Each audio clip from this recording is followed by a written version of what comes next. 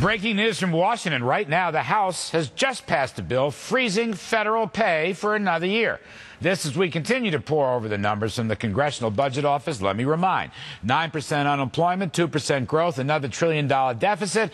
That makes it $5 trillion in the Obama years. And by the way, massive tax hikes staring us in the face a year from now. So what is going to happen here? Stop the madness. Joining us now, House members Bill Pascrell. He's Democrat from New Jersey. And we bring in Tom Price, Republican from Georgia. Thank you, gentlemen. Tom Price, the pay freeze is a good beginning, but I say stop the madness. And I want to know what Republicans are going to do about this madness, because, as you know, the public hates Congress. You all could be turned out of office if you don't have some good policies. What's your message, Mr. Price? You're absolutely right. And the $1 trillion of deficit spending 4 years in a row, as you mentioned, over $5 trillion under this president, who said at the end of his first term, as you'll recall, he was going to cut the deficit in half. 9% unemployment, growth being anemic. And so we recognize that the president can't run on his record, so he's got to run on a divisive tactic. But the truth is that we've got a plan. We've got a jobs plan. We've got nearly 30 pieces of legislation sitting over in the Senate that would create jobs. We believe in spending reduction here in Washington, tax reduction for the American people as well as American businesses, small and large, so that we can get this economy rolling again. Because what's happening right now is clearly not working. But Bill Pascrell, I don't think taxing millionaires and taxing the rich and all this left-wing populism, I don't see that as an answer. That's not going to grow the economy. Well, it's part of the answer. I don't think it's the full answer. No, I think it's half the answer, but I think it's on the way. People should pay their fair share. We've introduced many legislative bills to deal with the jobs problem. And you know what's happened to those bills, both when we were in the majority and now that we are out of the majority in the House of Representatives. And I believe what the president has said is right on target, that we should provide tax cuts and tax credits for those companies who produce jobs here rather than ship them offshore. That's the difference, one of the differences between how we approach things and how my good friend Tom approaches things. There you go, Larry. See, picking winners and losers, deciding who gets the credits and who doesn't get the credits instead of letting the free market work.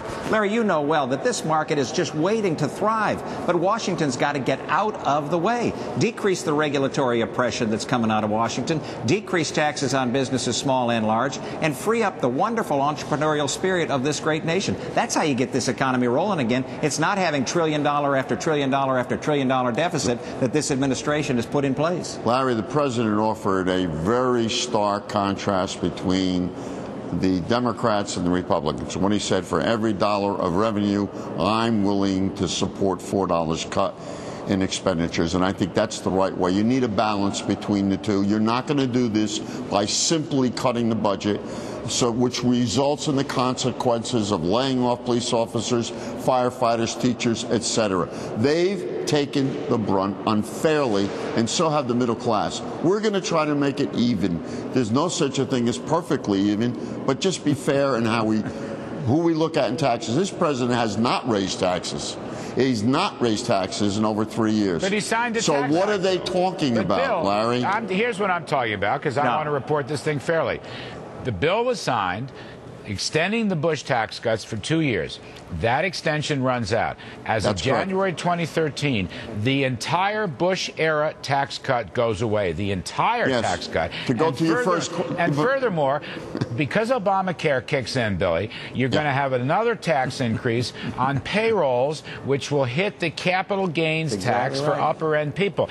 This kind of tax hike, is the CBO said, will drop growth to only 1% next year. That's why I say stop the madness.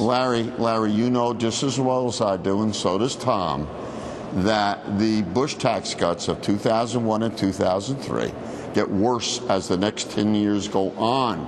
And so the greater part of the deficit in 2020 will be because of those tax cuts. Some of those tax cuts, I think, are legitimate, those that help the working poor and the middle class.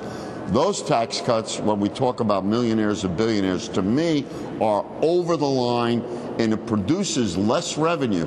And so you can squeeze everything you want out of social programs. Some of them are vital. Some of them are necessary. And we need to invest in education.